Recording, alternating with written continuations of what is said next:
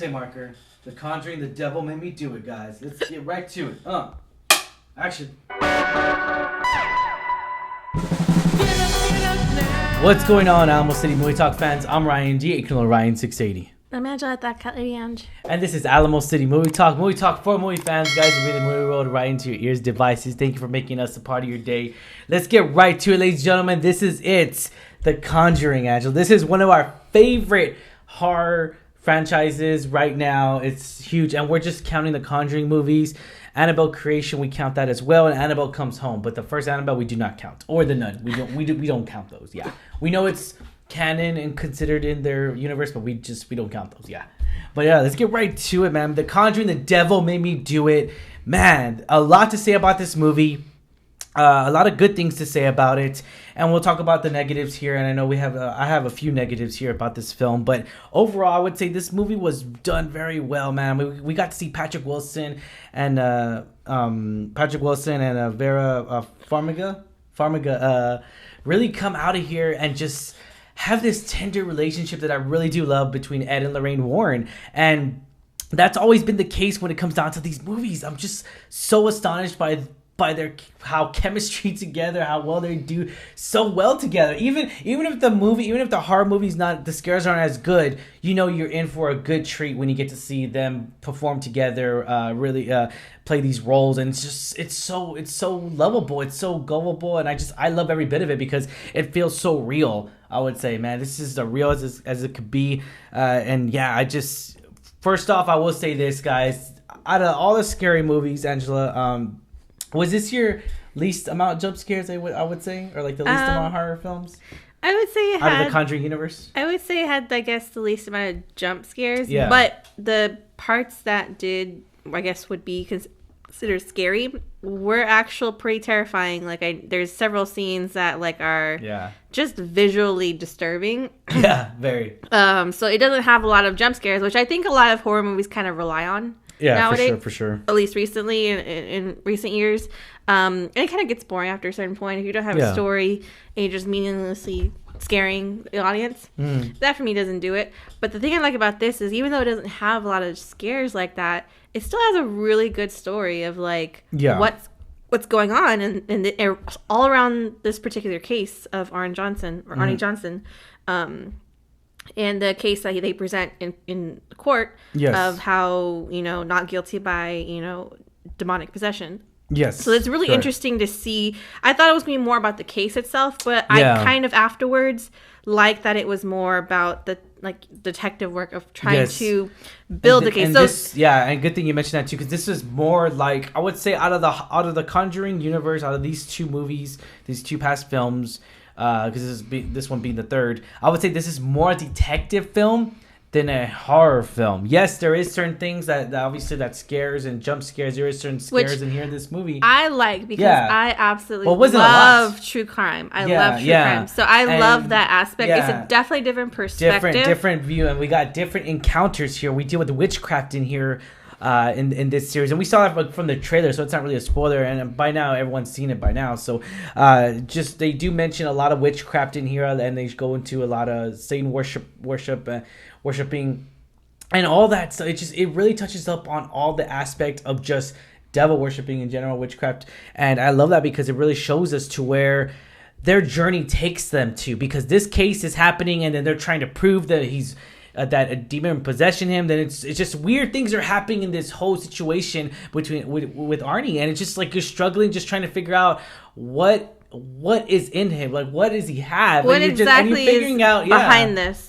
What is going on here, we're not gonna spoil it for you, but I'm pretty sure you've seen it by now. But just so many different situations here, and again, even the description on IMDb says that Warrens investigate a murder that may be linked to a demonic possession. So again, they're leading on investigations, more detective work in this one. It's not like exorcism after exorcism after exorcism, or just random exorcism or anything like that. It's not necessarily that. It's just a connection. There is a small little connection there. A big connection.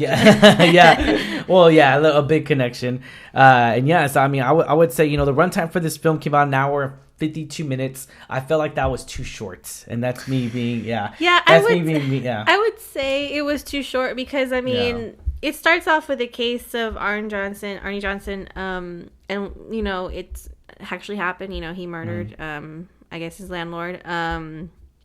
And in real life, you know, he went to trial for that. And I like how we not just get to see that, but it opens up this world of like more. It's more than it seems, like beyond it. And then it's just that whole concept of trying to prove this in court. Like, what is tangible evidence? Like, tangible evidence that you can prove this in a court of law. And just seeing how, like you say, what road this leads us down under. I really like that aspect. Again, I love true crime. I love all that. It has that little bit of creepiness once you start figuring out and piecing all the pieces together of what actually is happening here. Like you said, the witchcraft, devil worshiping. And then, gotta say, that ending, though, there was a lot of things that surprised me in this that I was like, you know, I didn't see that coming. Which is always a good thing to speak about with horror films. Like I said, I think a lot of horror films rely on jump scares, which are super predictable. This one didn't. I don't like it. And this one, while it did have jump scares, totally effective, scared the crap out of me, the bejesus out of me. And I think the story behind it carried it through the film. Oh, yeah, story and I gotta was say, too. I absolutely agree with you. I love the chemistry between Ed and Lorraine Warren, played by Patrick Wilson and Vera. They were phenomenal on screen, as always, in all the other movies. And I was actually really satisfied going in. I'm very hesitant with a lot of scary movies. Because, again, it's predictable, but this was very good. And I know a lot of critics are saying, you know, they're mixed right now, and it just, for this film particularly, and it's just like, hey, I'm on board for it. They haven't failed me yet. Again, less jump scares, of course. I would say the second Conjuring's more jump scares and more scary and more creepier than this one.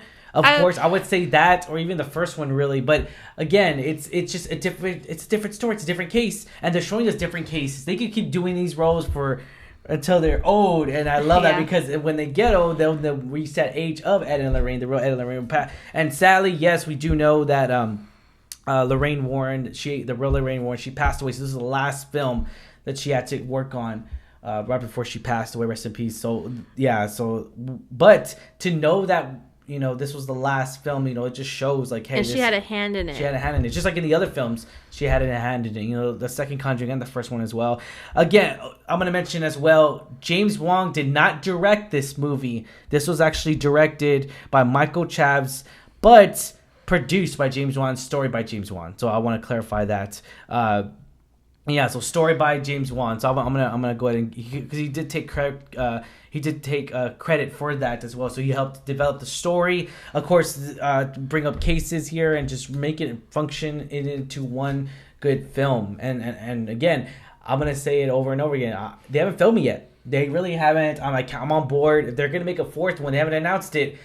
But they could keep making these Conjuring movies, and they're gonna keep making money. It made top money on the box office this past weekend. I feel like this is a type of movie that could keep going on, and I don't feel like people are gonna get annoyed with it, because I have even people's comments are just like, I haven't heard anyone get annoyed of it yet.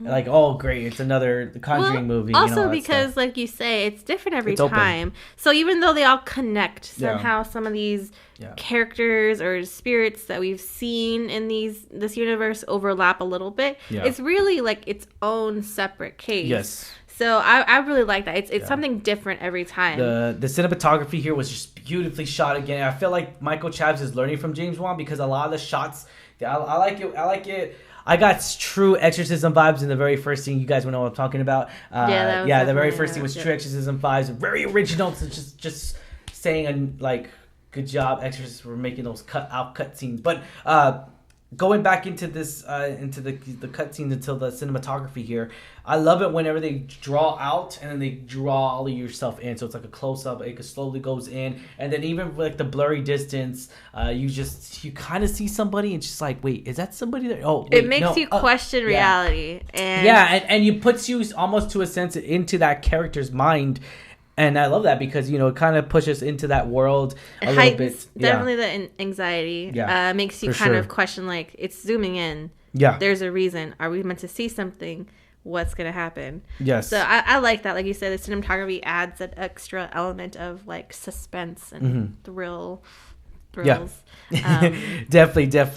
Was this the film that we needed, Angela? I would say yes. I would say yes, because I really like James Wan really in everything he does. I'm sorry I haven't seen Saw. Sorry, but yeah, all the other movies that he's done, I love it. Yeah, Saw's good. Super in love with the leads, Patrick Wilson, Vera. Love the rest of the cast, and they did a really great job. I love Patrick Wilson. I love Patrick Wilson. Yeah, Insidious. I mean, yeah, he's great. And the story, definitely something that is, like you say, could keep going. Yeah. As long as they just pull from the regular cases. I know sadly we don't have the real Warrens anymore, but this is definitely something I can see keep going. Yeah. Without, like you say, being too annoying of, oh, another one. Hopefully, yeah. And again, it just, I'm on board for another one. If they do decide to make another one, I'm 100% on board. And it looks like the box office, the moviegoers are back in theaters, guys. Yes, we're finally back in theaters. Yes, we've been to a theater on a Friday, Saturday night, and it's been packed. Busy. So everyone's, it's awesome. Coming back to normal. Awesome. But still stay safe. An hour and 52 minutes. The first one, get this, the first Conjuring was an hour and 52 minutes. That's crazy. That's crazy. I don't know if that's a coincidence. And then the second one was 2 hours and 14 minutes. So maybe the next movie will be 2 hours and 14 minutes. You never know. But yeah, I might be sticking to that runtime there, that little pattern there. But all right, Angela, let's go to ratings. Ratings 1 out of 10, 10 being the highest, 1 being the lowest. What are you going to give it? That's so hard. I would say I'm going to give it a solid 8. I was very entertained.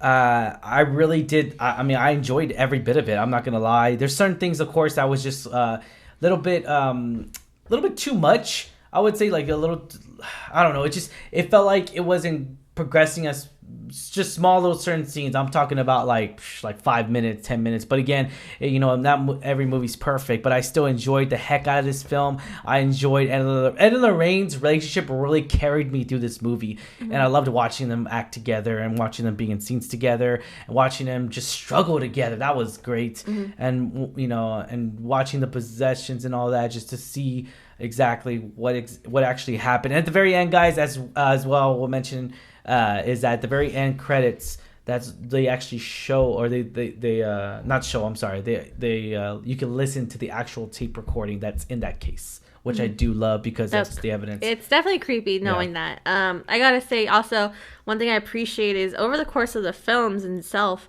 you see their relationship has changed. Yeah.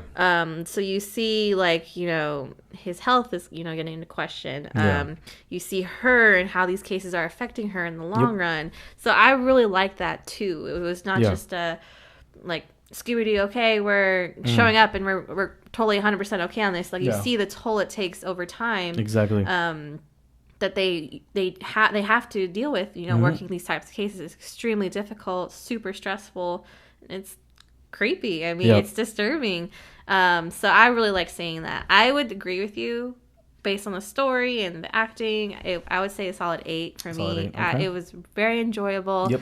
Love scary movies. Love this one. I would totally watch it again. Yeah. Have to watch it if it's that dark. Another thing after that because I get scared. But I would totally watch it again. Definitely buying this movie. Would you recommend others see it? Yes. Oh yeah. We recommend, guys. We recommend everyone go check it out. I'm pretty sure. Again, I've said it. I don't know 3 times already in this movie. I'm pretty sure everyone has seen it, and it looks like it because I see everyone post about it. It's good, bad, whatever. Put it on the comments down below. Maybe you hate this movie. Put it on the comments down below. Maybe you freaking loved it and you said it's a 9 out of 10. Or a 10 out of 10. Or 10 out of 10. Let us know in the comments down below, guys.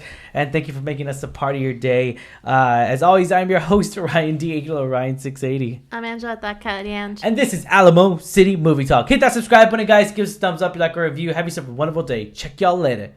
Peace.